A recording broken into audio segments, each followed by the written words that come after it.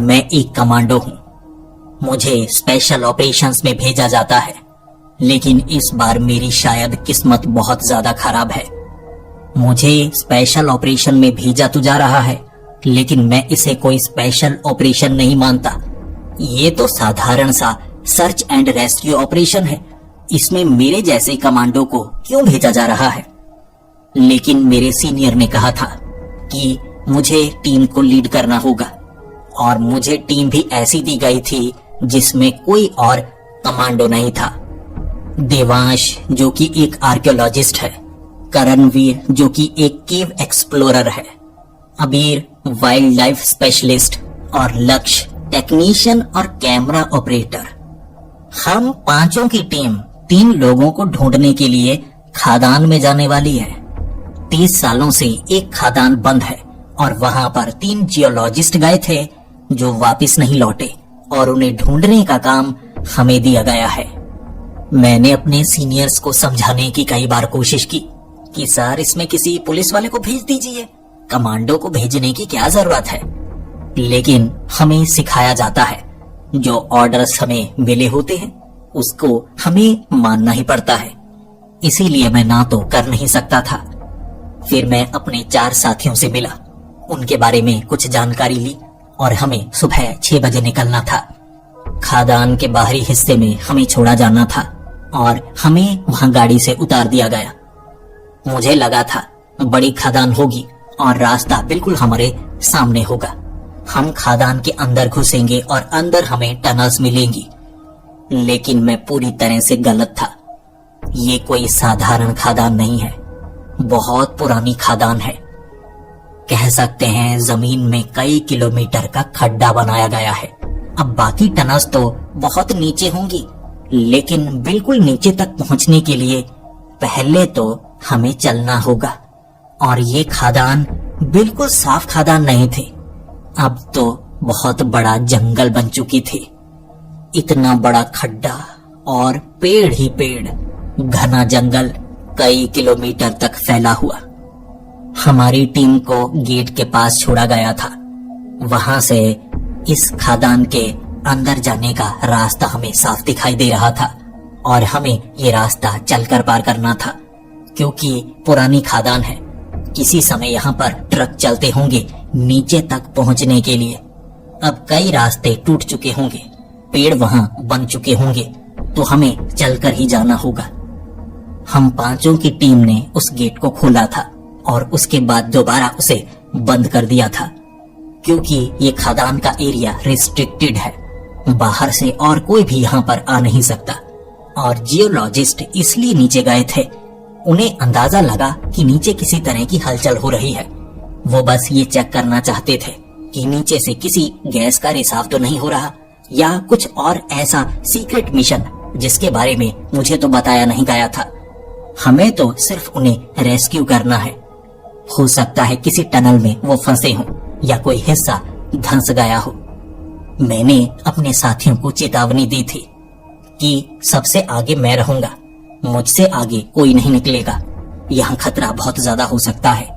मैं पूरी तरह से ट्रेंड हूँ, आपको शायद इसकी ट्रेनिंग मिली ना हो। मेरे साथी मेरा पूरा सहयोग कर रहे थे। हम थोड़ा सा ही आगे बढ़े थे, हम ढलान पर थे। इतने में देवांश बोला, ये जंगली इलाका है, लेकिन मुझे कुछ अजीब लग रहा है। आपको अजीब नहीं लग रहा? करणवीर कहने लगा कि क्या अजीब है, पेड़ है, जंगल है, तुम्हें अजीब क्या लग रहा है?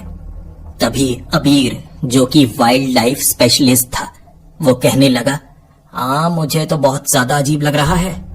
जंगल में पंछियों की आवाज आती है, जानवरों की आवाज आती है।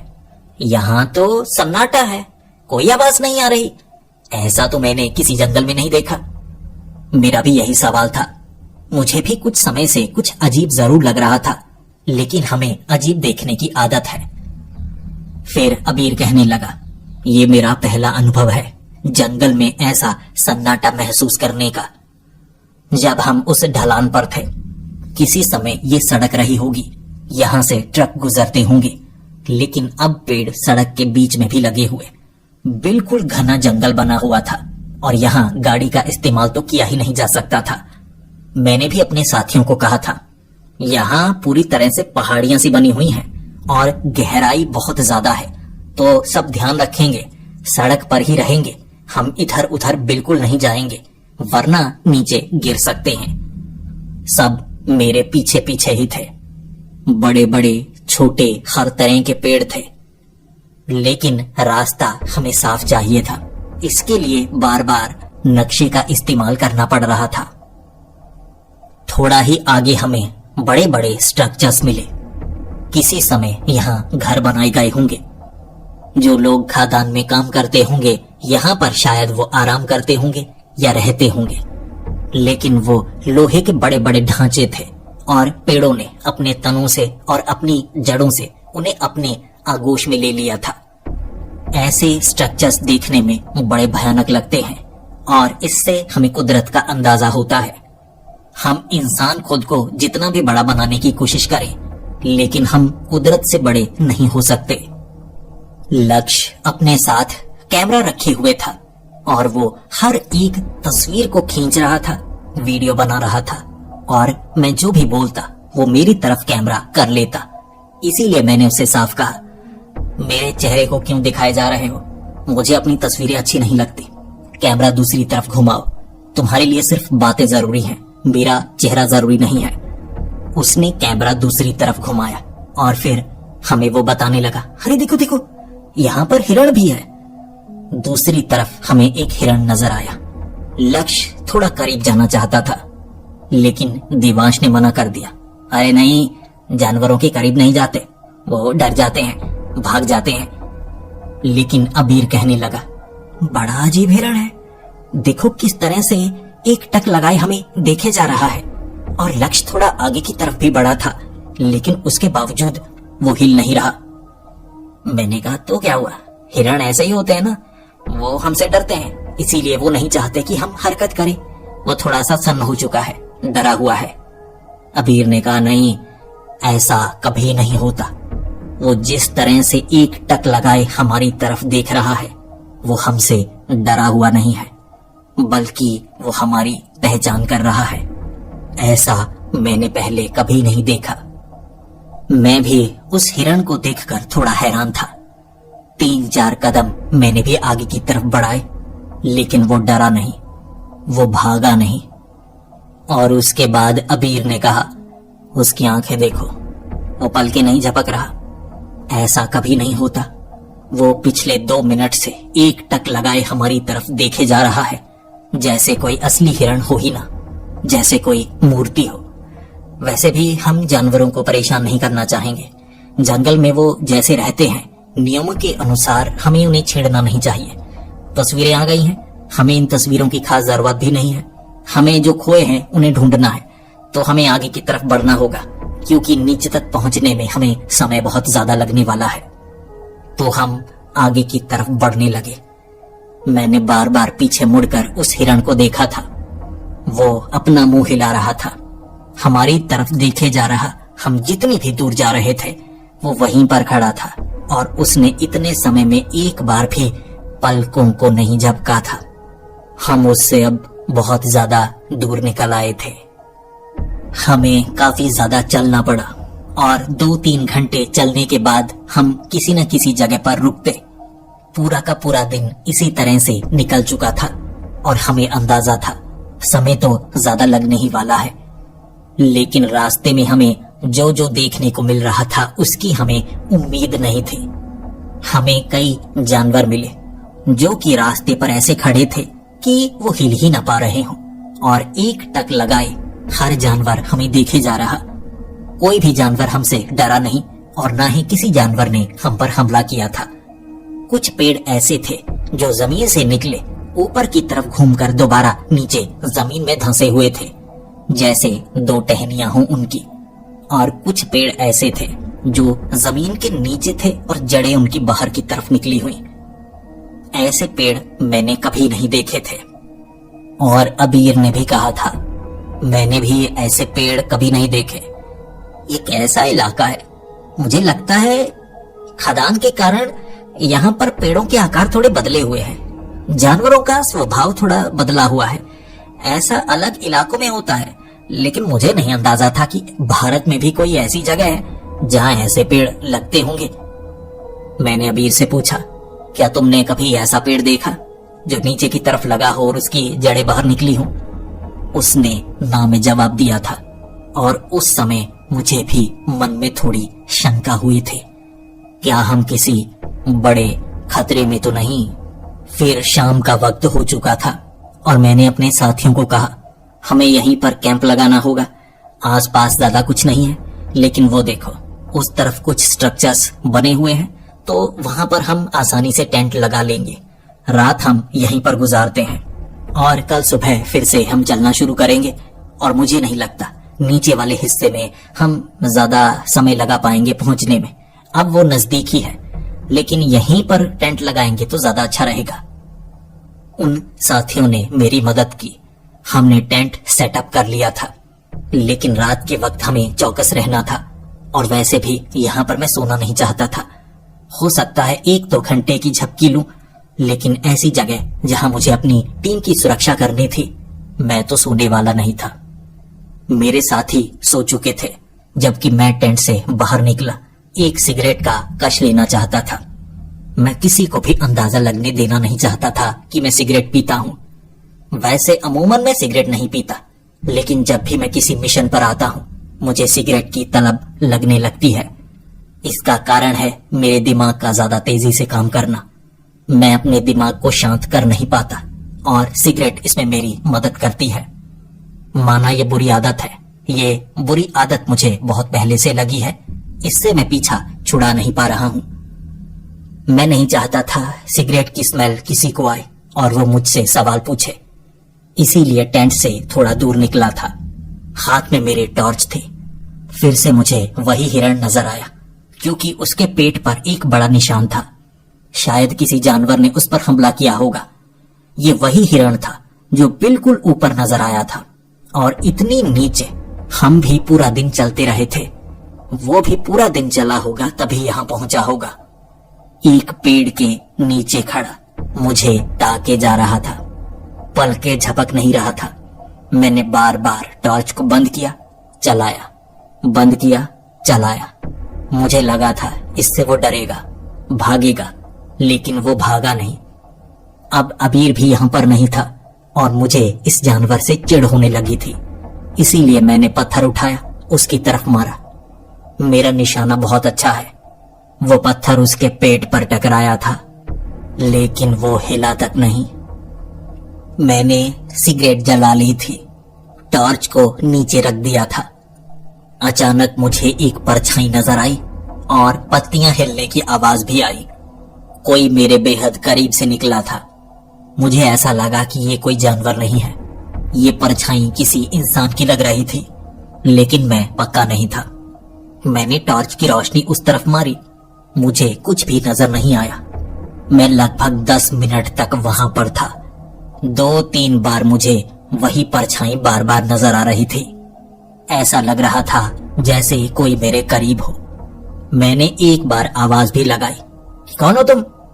मुझे लगा उन 3 जियोलॉजिस्ट में शायद कोई यहाँ पर हो सकता है, लेकिन जब मेरी बात का किसी ने जवाब नहीं दिया, मैंने जल्दी से अपनी पिस्टल को बाहर निकाल लिया था। ऐसे जंगली इलाके में खतरा भी काफी ज्यादा हो सकता है। इलीगल माइनिंग या कुछ ऐसे लोग जो गलत काम करते हैं, उनके लिए ऐसी जगह बहुत सुरक्षित होती है और ऐसे लोग नहीं चाहते कि उन्हें कोई जाने, उन्हें कोई पहचाने और उनके बारे में कोई जानकारी इकट्ठी करे। पिस्टल मेरे हाथ में थी। 2-3 बार मैंने धमकी दी, उसके बाद ना तो आवाज आई, ना मुझे परछाई नजर आई। मैं टेंट की तरफ दोबारा बढ़ा और मैंने अपने साथियों को टेंट से बाहर देखा। मैंने उनसे सवाल पूछा कि तुम सो क्यों नहीं रहे? उन्होंने कहा आसपास से आवाजें आ रही थी, ऐसा लगा कोई ना कोई जानवर आसपास है। और लक्ष्य ने तो साफ साफ कहा था। मुझे एक परछाई नजर आई अपने टेंट पर। बाहर हमने आग जलाई थी ना, तो उस तरफ रोशनी है। कोई उस आग और टेंट के बीच था और मुझे ऐसा लगा ये कोई इंसान है। इसीलिए मैं देखने के लिए बाहर निकला और बाकियों को भी ऐसा ही लगा। लेकिन आसपास खंगालने के बाद हमें कोई नजर नहीं आया था और मैंने उन्हें साफ कह दिया था रात को सतर्क रहना, हो सकता है हमारे सिवा भी और कोई यहाँ पर मौजूद हो। पूरी रात मैंने निगरानी की थी और यकीन कीजिए ये रात बहुत ज्यादा डरावनी थी। मुझे अंधेरे से डर लगता है क्योंकि अंधेरे में क्या हो रहा है मुझे पता नहीं होता। मैं भूतों प्रेतों से नहीं डरता। अंधेरा खौफनाक है क्योंकि जब आप पता ही नहीं कर सकते कि हो क्या रहा है तब डर लगने लगता है। लेकिन अगर सब कुछ पता है, सामने कोई मुझे मारने के लिए भी आ रहा है लेकिन रोशनी में है, तो मैं बिल्कुल नहीं डरता क्योंकि मैं जानता हूं मैं मुकाबला कर सकता हूं। पूरी रात आसपास से आवाजें आती रही। ऐसा लगता रहा कोई आसपास है। मेरे साथी बार बार उठते और मैं उन्हें कह देता, सो जाओ, मैंने ध्यान रखा हुआ है, मुझे अब तक कोई नजर नहीं आ रहा। हम पूरी रात इसी तरह से डरते रहे और सुबह जब धूप खिल चुकी थी हमने टेंट को समेटना शुरू कर दिया। लेकिन अबीर का ध्यान एक चीज पर पड़ा था। हम में से किसी ने उस चीज को कभी पहचाना ही नहीं था। अबीर ने कहा, वो सामने जड़ें निकली हुई थी ना कल, जब हमने अपना सामान उस तरफ टिकाया था, वहां पर एक पेड़ था जो जमीन के नीचे था और बाहर की तरफ जड़ें निकली थी। मैंने कहा, हाँ हाँ, वहां पर तो पेड़ था ना। उस समय वहां मिट्टी निकली हुई थी और अबीर ने आसपास भी देखा और कहा, उस स्ट्रक्चर पर भी एक पेड़ था, इस तरफ लंबे वाला पेड़ था। यहाँ पेड़ बदले हुए क्यों हैं? ऐसा क्यों लग रहा है जैसे ये जगह ही कोई अलग जगह है। और देखिए नीचे घिसटने की आवाजें, यहाँ से जैसे कई जानवर निकले हों। उसने मुझसे पूछा कि मुझे रात को क्या नजर आया। मैंने कहा, पेड़ों के सिवा मैंने किसी और को नहीं देखा। हाँ, एक बार मैंने उस हिरण को देखा था। बाकी घिसटने की आवाजें, पत्तियां हिलने की आवाजें, ऐसी आवाजें तो आती रही लेकिन कोई भी नजर नहीं आया। मानता हूं कोई हमारे आसपास था और उसकी संख्या एक से ज्यादा हो सकती है। वो जानवर भी हो सकता है, इंसान भी हो सकता है, लेकिन ऐसे हालात में तो लग रहा है पेड़ों ने अपनी जगह बदली हो। हम सब डर गए थे लेकिन फिर मैंने अपनी टीम को समझाया, देखिए डरने की कोई बात नहीं है, मैं आपके साथ हूं, हमारे साथ कुछ भी बुरा नहीं हुआ है। ऐसे भ्रम कभी कभी अकेले में हमें होते हैं। पहले वो मान नहीं रहे थे लेकिन मुझे उन्हें समझाना था, उनका डर खत्म करना था। फिर हम वहां से आगे बढ़ने लगे। अब खदान के आगे का हिस्सा ज्यादा दूर नहीं था लेकिन आगे बढ़ते बढ़ते एक पेड़ के ऊपर टंगा हुआ एक हेलमेट मिला हमें। मैंने उस हेलमेट को अपने हाथों से नीचे उतारा था और उस पर टैग लगा हुआ था ऋत्विक का। एक जियोलॉजिस्ट जो यहाँ पर आया, ये उसी का हेलमेट है, लेकिन यहाँ जंगली हिस्से में, यानी वो नीचे तक पहुंचा भी या यहाँ उसके साथ कुछ बुरा हुआ होगा। हम अलग अलग तरह के कयास लगाए जा रहे थे लेकिन आसपास पड़ा हुआ वो और सामान, यानी कि खाने पीने के लिफाफे, पैकेट, जो ये दर्शा रहे थे कि उन्होंने यहाँ बैठकर खाना खाया होगा और शायद ऋत्विक ने यह गलती कर दी, हेलमेट यहाँ टांगा होगा गर्मी के कारण और फिर वो भूल गए। बाद में उसे पछतावा हुआ होगा। शायद वो दोबारा बाहर की तरफ तो नहीं निकले हैं, यहाँ से वो आगे ही हैं। हमारे लिए थोड़ा काम आसान हो गया था। 2 घंटे चलने के बाद हम उस हिस्से पर पहुंच गए थे, बिल्कुल धरातल पर। अब यहाँ और कोई ढलान नहीं थी। सामने हमें उस खादान का अंदरूनी हिस्सा दिख रहा। यहाँ से खादान के अंदर जाया जा सकता है। बड़ा स्ट्रक्चर आसपास बना हुआ था। बड़ी बड़ी मशीनें आसपास पड़ी हुई थी जो जंग खा चुकी थी। फिर मेरा सवाल बाकियों से यही था, खादान को बंद क्यों किया गया था? यहाँ पर ऐसा लगता है जैसे इन ट्रकों को, इन मशीनों को भी अफरा तफरी में छोड़ दिया गया हो। जवाब किसी के पास नहीं था, लेकिन खादान का आगे का हिस्सा बहुत ज्यादा बड़ा था। उसके अंदर जाने में हमें कोई परेशानी होने वाली नहीं थी, लेकिन आगे के हिस्से को कुछ हद तक बंद किया गया था। जब हम उस हिस्से तक पहुंचे, मैं उन पत्थरों को, उन दरवाजों को एक तरफ सटा रहा था ताकि हम अंदर जा पाएं। तभी लक्ष्य ने यह सवाल पूछा था, हम इसे खींच खींच कर हटा रहे हैं, इसे हटाने के निशान तो आसपास नजर नहीं आ रहे। क्या वो तीनों इसके अंदर गए थे? मेरे मन में भी ये सवाल जरूर आया था, लेकिन यहाँ पर बने हुए पैरों के निशान मैंने लक्ष्य को दिखाए और कहा, देखो तस्वीरें खींचो इनकी। ये पैरों के निशान यहाँ पर हैं, यानी वो दरवाजे तक पहुंचे थे। और ये देखो, 3 लोगों के खड़े होने के पैरों के निशान यहाँ साफ साफ छपे हुए हैं। बाकी इन दरवाजों को खींचकर खोलकर हम देखते हैं, पैरों के निशान अंदर नजर आते हैं। अगर अंदर पैरों के निशान नहीं हुए तो हम बाहर ढूंढने की कोशिश करेंगे और देखेंगे कि वो अंदर नहीं गए तो बाहर उनके साथ क्या हुआ। क्या वो भटके हुए हैं, यहाँ पर मौजूद है? बाकी की बात बाद में करते हैं। जब लक्ष्य तस्वीरें खींच रहा था, अचानक वो चीखा। उसने मुझे आवाज लगाना शुरू कर दिया था, अरमान सर देखिए देखिए देखिए अरमान सर। मैंने उससे पूछा, क्या हुआ, इस तरह से चीख क्यों रहे हो? उसने वो खदान के ऊपरी हिस्से को दिखाया। वो देखिए, किसी ने कोयले से बड़े बड़े अक्षरों में ये लिखा हुआ है, और ये पुराना भी नहीं लगता। उस पर साफ लिखा गया था, नीचे मत जाना, उसे मत जगाना। मैंने उस पत्थर के ऊपर चढ़कर वो निशान को अच्छे से देखा। करणवीर भी मेरे साथ था, जो इसमें बहुत ज्यादा माहिर था।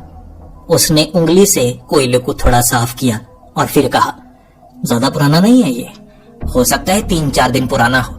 यानी वो 3 जियोलॉजिस्ट उन्होंने ये लिखा है। लेकिन उन्होंने ये क्यों लिखा है, नीचे मत जाना, उसे मत जगाना? हम सब घबरा चुके थे। ऐसा लग रहा था हमें कुछ ऐसा है जो पता नहीं है। लेकिन इतने में नीचे वाले दरवाजे को खोला जा चुका था, और जैसे ही मैं नीचे पहुंचा, वहां अंदर जाने के साफ साफ निशान थे।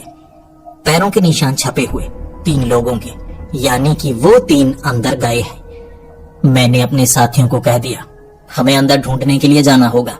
निशान देखो, जूते के निशान उस तरफ जाने के बने हुए हैं, यानी कि तीनों अंदर गए। लेकिन यहाँ कहीं भी बाहर आने के निशान नहीं है, वो अंदर ही है। मैं रेडियो वेव्स के जरिए उनसे बात करने की कोशिश करता हूँ, हो सकता है वो कहीं फंसे हुए हों। मैंने वहां रेडियो चलाया, उनसे बात करने की कोशिश की, लेकिन कोई भी जवाब नहीं दे रहा था। जिसके बाद हमें अब इस मिशन को आगे बढ़ाना था। मेरे साथ ही थे, हम आगे बढ़ने लगे थे। लेकिन यहाँ पर भी कोयले से दीवारों पर साफ लिखा गया था, नीचे मत जाना, नीचे मत जाना। दीवारों पर खरोंच कर भी यही लिखा गया था, कोयले से भी यही लिखा गया था। हर जगह ये शब्द पढ़ पढ़ कर मेरे साथी डरने लगे और मुझे उन्हें समझाना पड़ा। डरने की कोई बात नहीं है, मुझे लगता है ये जियोलॉजिस्ट ने नहीं लिखा है, ये किसी और ने लिखा है। वो नहीं चाहता कि यहाँ कोई आए। मुझे लगता है यहाँ अब भी इलीगल माइनिंग होती होगी, कुछ ना कुछ ऐसा है जो यहाँ से निकाला जाता होगा, उसके बारे में भी पता लगाना होगा। मैं आपके साथ हूँ, आप डरिए मत, चलिए मेरे पीछे रहिए। हमने उस टनल में बहुत सारी जड़ें देखी। उन जड़ों ने दीवारों को पूरी तरह से जकड़ा हुआ था। उन जड़ों को देखकर ऐसा लग रहा जैसे कोई बहुत विशाल पेड़ हो, जो कि या तो इस खदान के ऊपर कहीं है या नीचे होगा। वो काले रंग की जड़ें थी। तभी अबीर कहने लगा, मुझे एक जड़ को काट के देखना है, ये किस पेड़ की जड़ हो सकती है? ऐसी काले रंग की जड़ मैंने कभी नहीं देखी, और खदान के अंदर ऐसे जड़ें फैली हुई हैं। ऐसे तो तभी होता है जब बाहर बड़ा पेड़ लगा हुआ हो, लेकिन कोई ऐसा काला पेड़ तो नजर नहीं आया। मैं काट कर देखता हूँ जड़ों को। उसने जब एक जड़ को काटा था ना, वो जड़ हिली जैसे कोई सांप हो। जब सांप को जख्म होता है वो हिलता है, लेकिन पेड़ के साथ ऐसा कभी नहीं होता। वो जड़ को जब उसने काटा ना, उसके अंदर से पानी नहीं निकला था या नमी नहीं थी, बल्कि काले रंग की तेल जैसी बूंदें गिरने लगी थी। और अबीर इसे देखकर बिल्कुल चौकस सा हो चुका था, वो डरा हुआ था। देवांश जो कि एक आर्कियोलॉजिस्ट था, उसने भी कहा, ऐसा पेड़ जिससे काला तेल जैसा कुछ निकलता है, मैंने भी अपनी जिंदगी में कभी ऐसा नहीं देखा। अबीर और देवांश आपस में कुछ बातें कर रहे थे और वो जो बात कर रहे हमें उसका निष्कर्ष वो बताना चाहते थे, लेकिन उस निष्कर्ष को बताने से वो डर रहे। मैंने उन्हें साफ कहा, घबराओ मत, सीधा सीधा बताओ। उन्होंने कहा कि हमें लगता है ये किसी पेड़ की जड़ है ही नहीं, ये किसी जीव की नसें जैसी लगती हैं। मुझे लगता है यहाँ खादान में कोई ऐसा पुराना पेड़ है जो पेड़ भी है जीव भी है, ऐसा कुछ हो सकता है। दोनों ने ये निष्कर्ष निकाला था, लेकिन करणवीर का कहना था नहीं, मैंने ऐसी कई गुफाएं देखी हैं, कई सुरंगें देखी हैं जहां पर पेड़ की जड़ें अपने आप फैलने लगती हैं। आप शायद इतनी ज्यादा गहराई में कभी नहीं गए होंगे।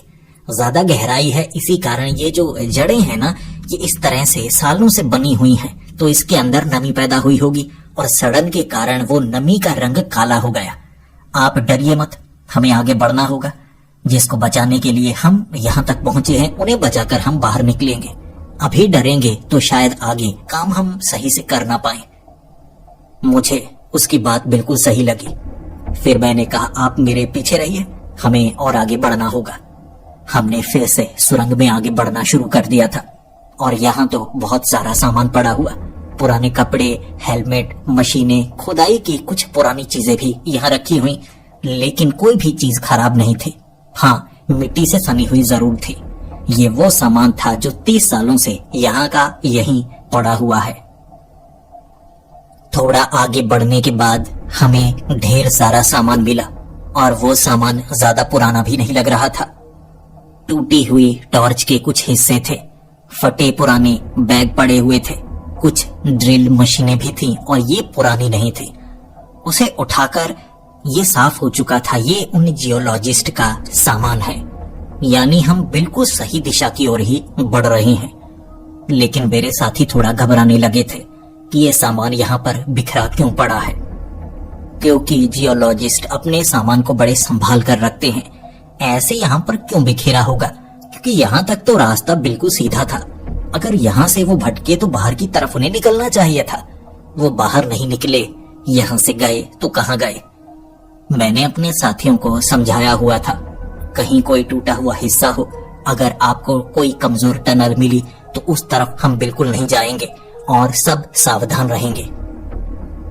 करणवीर, जो कि एक केव एक्सप्लोरर था, उसने कहा था, अभी हम किसी मुसीबत में नहीं है। यहाँ पर मुझे नहीं लगता कोई भी खतरनाक जगह अब तक आई है। सही है टनल, यहाँ ये टनल के धंसने की कोई उम्मीद नहीं है, बिल्कुल अच्छे से बनी हुई है। हमें वो सामान को देखकर थोड़ा डर लगा था, लेकिन यहाँ हम रुक नहीं सकते थे, तो यहाँ से हमने आवाजें लगाना शुरू कर दी। हम जोर जोर से आवाजें लगा रहे थे, हम उनके नाम पुकार रहे थे। ऋत्विक, ऋत्विक, तनेश, युग। हम उनके नाम पुकारे जा रहे थे। ये टनल्स में हमारी आवाज गूंज रही थी, लेकिन हमें जवाब बिल्कुल नहीं मिल रहा था। किसी समय यहाँ खादान का काम चलता होगा तो कोयले के हिस्से, धातु के हिस्से भी हमें साफ नजर आए, लेकिन हमें कोई आवाज सुनाई नहीं दी और ना ही यहाँ पैरों के निशान पता चल पा रहे थे, क्योंकि यहाँ पर मिट्टी नहीं थी, पत्थर था और पत्थर पर हमारे पैरों के निशान भी छप नहीं रहे। इसीलिए यहाँ से हम गलत दिशा की तरफ जा सकते थे। सुरंगें कई तरफ जाने की थी और हम सिर्फ सही दिशा की ओर ही बढ़ना चाहते थे। हमें कोई सिग्नल नहीं मिले थे, कोई जवाब नहीं मिला था, इसीलिए हमें इकट्ठे रहते हुए ये पूरी की पूरी खादान को एक्सप्लोर करना था। हमें घुमाव पर थे और वहां हमें जो नजर आया, हमारे रोंगटे खड़े हो गए। वैसे ऐसी टनल्स में अमूमन चमगादड़ होते हैं, लेकिन अभी तक हमें चमगादड़ नजर नहीं आए थे। लेकिन अचानक इस हिस्से में हमें चमगादड़ों का झुंड नजर आया, लेकिन वो चमगादड़ छत पर लटके हुए नहीं थे, वो जमीन पर थे, रेंग रहे थे। उन्होंने पंखों को ऊपर की तरफ चिपकाया हुआ था और वो बिल्कुल मकड़ी की तरह गोल गोल गोल गोल घूम रहे। वो अपनी लार से जाल बनाने की कोशिश कर रहे और कुछ एक दूसरे से ऐसे चिपके हुए थे जैसे उन्होंने चमगादड़ों का कोई दरवाजा बनाया हो। ये एक आकृति बनाई हुई थी एक दूसरे से जुड़कर उन्होंने। हम घबरा चुके थे। करणवीर भी कहने लगा था कि मैंने कभी भी किसी भी गुफा में ऐसा कुछ नहीं देखा। जैसे इंसान वही करते हैं जो हमारी प्रवृत्ति है, जानवर, कीड़े मकोड़े, हर एक जीव वही करता है जैसे उनके डीएनए में है। लेकिन ये चमगादड़ तो बिल्कुल अलग व्यवहार कर रहे हैं। हमें उस जगह से निकलना पड़ा। उन्होंने बिल्कुल भी हमला नहीं किया, वो बिल्कुल भी घबराए नहीं। वो उसी तरह से एक दूसरे से चिपके हुए और कुछ जो मकड़ी की तरह घूम रहे, वो नीचे घूमे जा रहे थे। उस जगह से निकलने के बाद एक बार मुझे भी घबराहट होने लगी थी। जिंदगी में पहली बार मुझे लगा था मैं किसी साधारण ऑपरेशन पर आया हूं, लेकिन अब लगने लगा है कि यहाँ पर तो कुछ भी साधारण नहीं हो रहा है। तभी आगे हमें कोई चलता हुआ नजर आया। करणवीर ने आवाज लगाई थी, कोई है, देखो देखो देखो। हमने जब टॉर्च की रोशनी उस तरफ मारी, हमारे होश उड़ गए। एक जंगली कुत्ता था वहां पर, और जंगली कुत्ते इंसानों पर हमला कर सकते हैं, लेकिन वो जंगली कुत्ता 2 पैरों पर चल रहा था। जैसे ही उस पर रोशनी पड़ी, वो 4 पैरों पर आ गया। वो गुर्राया नहीं, बल्कि दीवार के साथ सटकर, बल्कि बिना झपकाए हमें घूरे जा रहा था। हम भी हिलना नहीं चाहते थे, क्योंकि जंगली कुत्ते झुंड में होते हैं। कभी भी जंगली कुत्ता अकेला नहीं मिलेगा, लेकिन वो अकेला था। 2 पैरों पर इंसानों की तरह चल रहा था। तभी तो हमें भ्रम हो गया कि कोई इंसान होगा, लेकिन वो दोबारा 4 पैरों पर आ गया और बिल्कुल एक मूर्ति की तरह वहीं पर खड़ा रहा। हम पीछे हटते तो भी वो ना हिलता, हमारे आगे बढ़ने पर भी वो हिल नहीं रहा था। हम उसके करीब से निकले, वो सिर्फ अपना सर हिलाकर हमें ताके जा रहा था। हमें काफी अजीब लगा, तो मैंने उस कुत्ते को डराने की कोशिश की। मैंने उसे छूने की कोशिश की, और जब मैंने ऐसा करना चाहा, वो इतनी तेज रफ्तार से भागा कि आंखों से ओझल हो गया। लेकिन वो गुफा के उस तरफ भागा था जहां काफी संकरी गुफा थी। वो कोई टनल नहीं थी, वो एक गुफा थी, छेद सा बना हुआ। वो उसमें घुस गया, और उसके बाद हम उसे ढूंढ तक नहीं सकते थे, ना ही उसे पकड़ सकते थे। हमने आगे बढ़ना जारी रखा। हम आवाजें लगाते रहे, और हमें था कि कोई आवाज का हमें जवाब मिला, उस तरफ हम अच्छे से खंगालेंगे। यहाँ तक कुछ भी ऐसा नहीं है जिसे हम कह सकें कि वो जियोलॉजिस्ट फंस सकते हैं। रास्ता यहाँ तक पूरी तरह से साधारण था। तभी अचानक हम इस खादान के उस हिस्से में पहुंच चुके थे जहां पर शायद खुदाई नहीं की गई थी। ये एक तरफ वाली दीवार थी जो शायद अपने आप टूट गई होगी, और पीछे बड़ा ढांचा नजर आ रहा, और ये नया ढांचा अब का बना नहीं, पुराना लग रहा था। वैसे पुराने ढांचे गुफाओं के निकलते हैं, कोई इंसानों द्वारा बनाई गई संरचना नहीं निकलती। करणवीर ने दीवारों को हाथ लगाकर कहना शुरू कर दिया था, ये संरचनाएं तो बड़ी पुरानी लगती हैं। ये 30 साल पुरानी नहीं है, ये तो सैकड़ों साल पुरानी लगती हैं। जैसे दीवारों पर उकेर कर चेहरे बनाए गए हों, मूर्तियां बनाई गई हों। ऐसे कई पुराने मंदिर होते हैं, लेकिन यहाँ कोई भी भगवान की चित्रकला नहीं है। ये तो साधारण मूर्तियां बनाई गई हैं, लेकिन अब घिस चुकी हैं। ये मुझे नहीं लगता कि 400-500 साल पुरानी होंगी, उससे ज्यादा पुरानी होंगी। अब कितनी, उसका अंदाजा इतनी आसानी से लगाया नहीं जा सकता। मैंने उससे सवाल पूछा था, तुम्हें ऐसा क्यों लगता है? उसने कहा, मैंने कभी भी किसी टनल या गुफा में इतनी पुरानी संरचना नहीं देखी। देवांश आगे की तरफ हुआ, क्योंकि वो एक आर्कियोलॉजिस्ट था, और ये देखकर वो बहुत ज्यादा खुश था।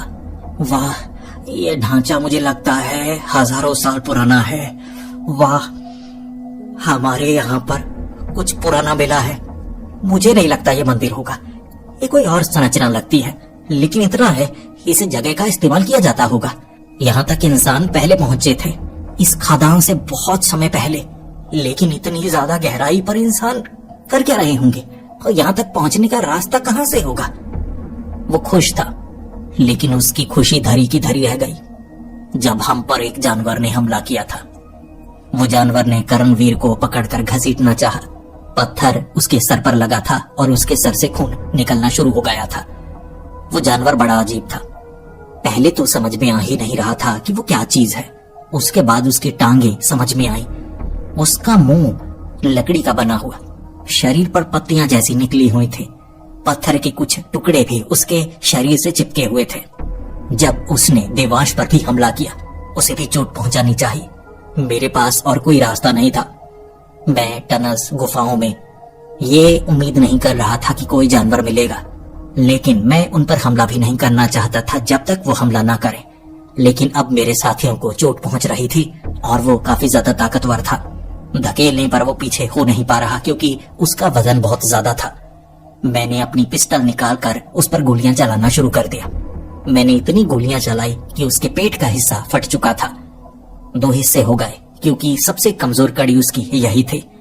पहले वो थोड़ा सा तड़पा, उसके बाद वो हिलना जुलना बंद कर चुका था। मैंने मान लिया कि वो मर गया है। देवांश को होश आया।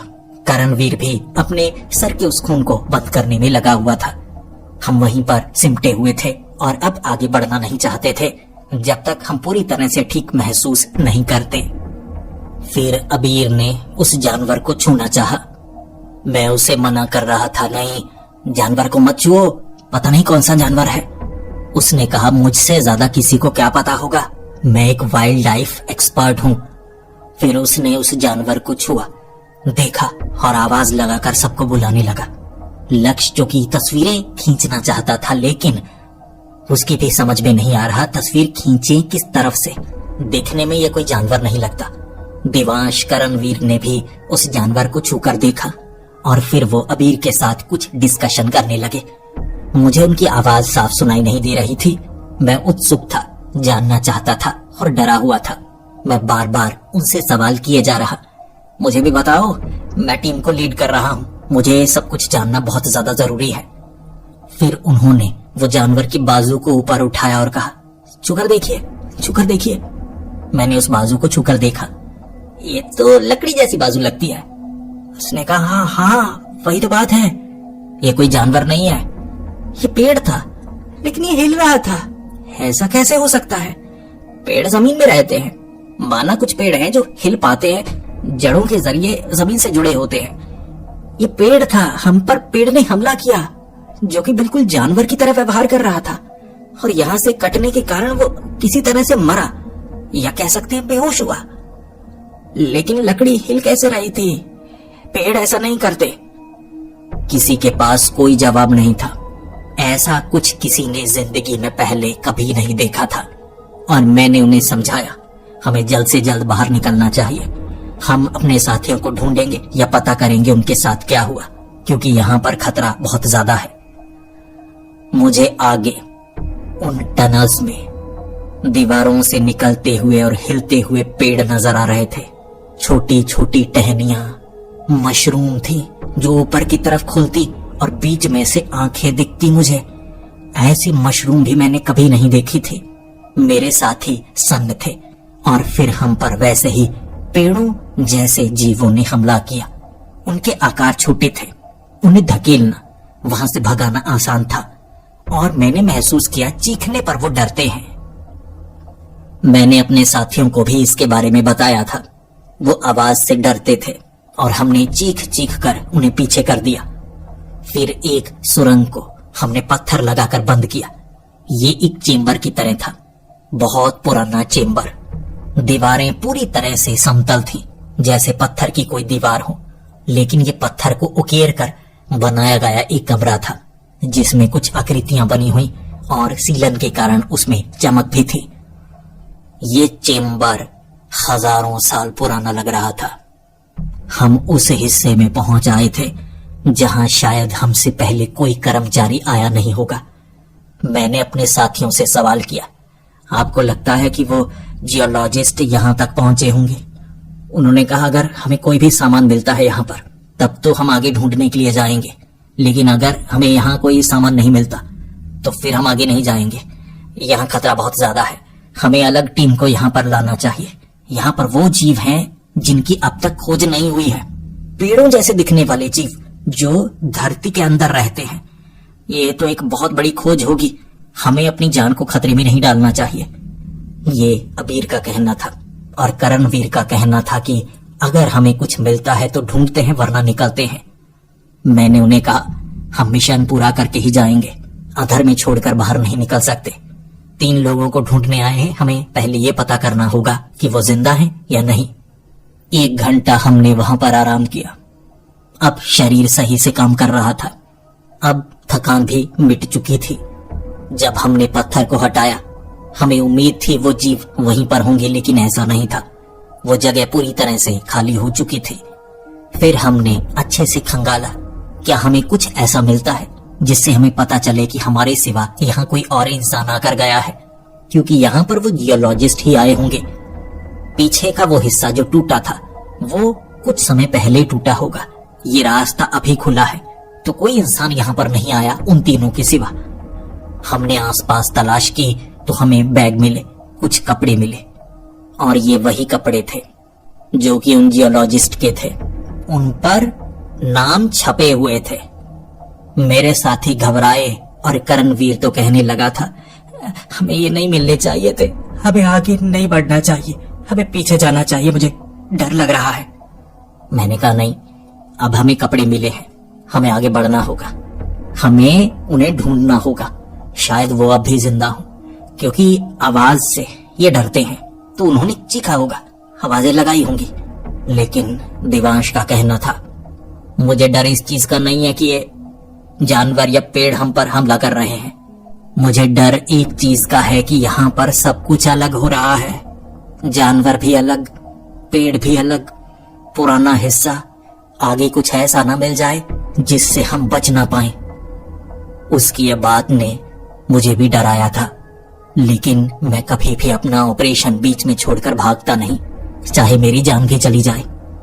हमारी स्पेशल ट्रेनिंग में हमें यही सिखाया जाता है। मैंने उन्हें मनाया कि मैं आपकी सुरक्षा करूंगा, अगर खतरा हुआ तो मैं खतरे को झेलूंगा, आप मेरे पीछे रहिएगा। मैंने उन्हें भी बंदूकें दे दी थी, क्योंकि अब उनके इस्तेमाल का समय आ चुका था। मुझे उम्मीद नहीं थी कि यहाँ उनकी जरूरत पड़ेगी, लेकिन जरूरत पड़ गई। फिर हम उस सुरंग में आगे बढ़े और एक ऐसे खुले हिस्से में पहुंचे जहां पर रोशनी थी। सबकी आंखें खुली की खुली रह गईं। वहां हमने जो देखा उम्मीद तक न की थी। इतना बड़ा हिस्सा और ये स्ट्रक्चर निर्मित था, अपने आप नहीं, इसे बनाया गया था, जैसे एक बड़ा हॉल होता है उसकी तरह, और उसमें जानवर, इंसान भरे पड़े थे। 3 जियोलॉजिस्ट जिनकी तस्वीरें हमारे पास थीं, सामने अपनी बाजुओं को ऊपर करके खड़े थे और उनके शरीर पर पेड़ लिपटे हुए और कुछ टहनियां उनके शरीर से निकली हुई थीं। जानवर भी बिल्कुल ऐसे ही। वो जानवर बदल गए थे, जैसे यहाँ उनके साथ म्यूटेशन हो रही हो। मेरा मुंह भी खुला का खुला रह गया था। यहाँ चल क्या रहा है? छत पर पंछी उल्टे चिपके हुए थे, नीचे जानवर थे, जमे हुए थे, कई इंसान थे, 3 जियोलॉजिस्ट भी। लेकिन इस तरह यहाँ सब क्यों खड़े हैं और सामने की तरफ क्यों देखे जा रहे हैं? मुझे कीड़े मकोड़े भी दिख रहे थे, दीवारों से चिपके हुए, और ऐसा दृश्य देखने के बाद हम पांचों के रोंगटे खड़े हो चुके थे। लेकिन सामने वाली दीवार पर कुछ तो था। वो ना तो पेड़ था, ना जानवर था, कुछ ऐसा जो आसपास के पत्थर के ढांचों के बीच बैठा हुआ था। उसका आकार बताने वाला नहीं, ना मैं आपको शब्दों में बयां कर सकता हूं। बस वो दृश्य मेरी आंखों में अब भी घूम रहा है। और उसके बाद सभी इंसान, जीव, पंछी हमारी तरफ देखने लगे और हम पर पीछे से हमला हुआ था। हम पर पेड़ों ने हमला किया, हम पर कीड़ों ने हमला किया, हम पर जानवरों ने हमला किया। वो हमला इतनी तेजी से था कि मैं गोलियां चला रहा, लेकिन असर नहीं हो रहा था, क्योंकि जब भीड़ आपको पकड़ने लगे आप गोली किस तरफ चलाएंगे? और पेड़ की जड़ें हिलते हुए आपको जकड़ने लगे, बिल्कुल जैसे कोई चेन हो। क्या करेंगे आप? मेरे साथियों को पकड़ लिया गया था, मुझे भी पकड़ लिया गया था। हमें जकड़ा गया और घसीटकर उस जीव के आगे फेंक दिया गया था। फिर मेरे साथियों के शरीर में वो पेड़ के तने जड़ें घुसने लगी थी। मेरे साथ ऐसा नहीं हुआ था। मैं अपने साथियों को तड़पता हुआ देख पा रहा था।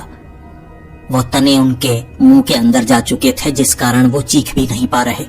और फिर मैंने जमीन के नीचे देखा। मिट्टी के नीचे भी जीव थे, जानवर थे। यहाँ एक ही कतार नहीं थी, एक के ऊपर एक, एक के ऊपर एक। इस तरह से ये पूरी गुफा बनी हुई। सभी के सभी जानवर जो ऊपर होंगे सब नीचे पहुंचे हुए थे। पेड़ भी जिंदा हो चुके थे। ये एक अजीब ताकत थी जिसने मेरे साथियों को भी उनका हिस्सा बना दिया। वो मरे नहीं थे, उनके जैसे बन गए और उनका शरीर अपने आप टूटने लगा, बाजुएं मुड़ने लगी। वो मूर्छित हो चुके थे, उनके शरीर से भी तने निकलने लगे। मुझे अपना भविष्य नजर आ रहा था, मुझे अपनी मौत नजर आ रही थी, लेकिन फिर मुझे छोड़ा गया। वो तने मेरे शरीर पर जो लिपटे हुए थे वो ढीले हो चुके थे। वहां खड़ा मैं चारों तरफ घूर रहा। मुझे जिंदा क्यों छोड़ा है? वो जीव जो सामने था वो खुद नहीं बोला था, बल्कि उसने एक जियोलॉजिस्ट के मुंह से बोला था, जैसे वो उसके दिमाग पर काबू कर चुका था। और वो जियोलॉजिस्ट आगे आकर कहने लगा, जो मेरा था मुझे वापस चाहिए। धरती पर सब कुछ मेरा था। मैं कुछ समय के लिए सोया और सब कुछ हड़प लिया गया। मुझे सब कुछ वापस चाहिए। बता दो सबको, जिसका जो हक है वो वापस लेने के लिए आ चुका है। धरती का मालिक वापस आ गया है। मैं उसके इरादे भी जान गया था, उसकी ताकत भी जान गया था। मुझे लगा था वो मुझे जिंदा नहीं छोड़ेगा, लेकिन उसने मुझे छोड़ा ये जानकारी देकर कि सबको बता दो मालिक वापस आ गया है। मैं उसके बाद चलकर उस खदान से बाहर निकला था। वो चढ़ाई चढ़ने में मुझे 2 दिन लगे थे, क्योंकि मेरे शरीर पर बहुत ज्यादा जख्म थे। उन जानवरों ने मेरा साथ दिया था। मैंने अपने साथ पेड़ों जैसे जानवरों को चलते हुए देखा, कुछ इंसानों को चलते हुए देखा। वो सब उसके काबू में थे, वो सब उसका हिस्सा बन चुके थे। उस खदान से बाहर निकलकर मैं भागा था। मैं वहां से दूर जाना चाहता था और ये जानकारी सरकार तक पहुंचाना चाहता था। धरती पर बहुत बड़ा खतरा उभर कर आया है। शायद हमारी एक गलती के कारण वो जाग गया है। अब वो सब कुछ अपने पास रखना चाहता है। वो हमें काबू कर सकता है। मैंने ये जानकारी दी थी, लेकिन मेरा कोर्ट मार्शल हुआ। मैं ऑपरेशन पूरा नहीं कर पाया और झूठी कहानियां बता रहा हूँ ये कहकर मुझे निकाल दिया गया था। सर्च ऑपरेशन के लिए कई कमांडोज भेजे गए थे, लेकिन वो उस जंगल से बाहर निकल नहीं पाए। वो एक दूसरे पर हमला कर बैठे। गलती से एक ग्रेनेड फटा था और वो 6 कमांडो मारे गए थे। उसके बाद मुझे नहीं पता, लेकिन उसकी खबरें आना पूरी तरह से बंद हो चुकी थी। जहां तक मेरे लिंक थे, मैंने ढूंढने की कोशिश की, जानने की कोशिश की, लेकिन सेना ने उस इलाके को पूरी तरह से बंद कर रखा है। जानकारी बाहर निकल नहीं पा रही है, लेकिन आसपास के इलाकों को भी खाली करवा दिया गया है और कहा जा रहा है आसपास एक बीमारी फैली है जिससे लोग कोमा में जा रहे हैं। लेकिन कोमा में जाने के बाद भी वो हिल रहे हैं। कुछ डॉक्टरों का दावा है वो चल पाते हैं। उनकी चमड़ी बदल जाती है, सूख जाती है, बिल्कुल लकड़ी की तरह। ये बीमारी धीरे धीरे बढ़ रही है। मैं गवाह हूं जो ये जानता हूं आगे क्या होने वाला है। हर एक बीमारी प्रकृति द्वारा फैलाई हुई नहीं होती। कुछ बीमारियां तो असल में बीमारियां होती भी नहीं, वो किसी उन्नत सभ्यता का काम होता है। हमारी इस दुनिया में बहुत कुछ ऐसा हो रहा है जिसकी पूरी जानकारी इंसानों को नहीं दी जाती। दुनिया में चल रही कई जंग इंसानों की आपस में जंग नहीं है। हमारी जंग किसी और से हो रही है, बस हमें उसकी पूरी जानकारी मिल नहीं पा रही है।